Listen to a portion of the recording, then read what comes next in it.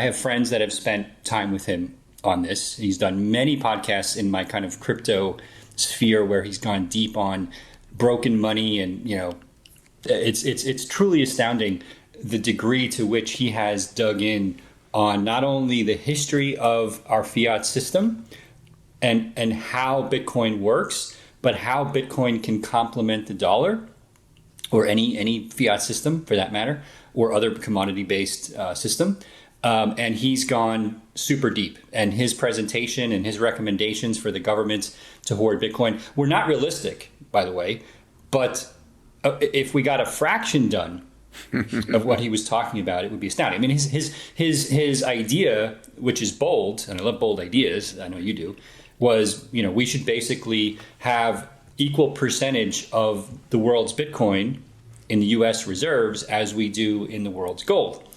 I actually don't agree with that, which I can explain why, but my opinion is less important. What's important is to your question, we had a viable presidential candidate saying that for the first time. Now, the first person who was on a presidential ticket of any kind that I heard talk about this was also there, and that's Vivek Ramaswamy. Mm-hmm. A lot of your audience may not even know who Vivek is. He is, in among libertarians, he's a hardcore libertarian. And a very persuasive speaker. Unbelievable. I am mesmerized when he talks, and I am not easily mesmerized. It's truly, like, his knowledge of American history, I've never heard anything like it. It's amazing.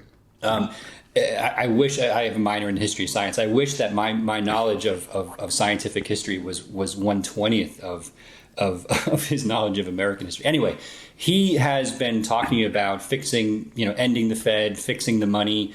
And the problem is that these all seem like crazy ideas to the average American who's just not informed on this stuff. And they're really not that crazy ideas. We didn't have a Federal Reserve for the first half of the existence of the United States, and we survived just fine without trillions of dollars worth of debt. So you could actually make a case, well, maybe we were better off without a bunch of private bankers. By the way, the Federal Reserve is run by private bankers, right?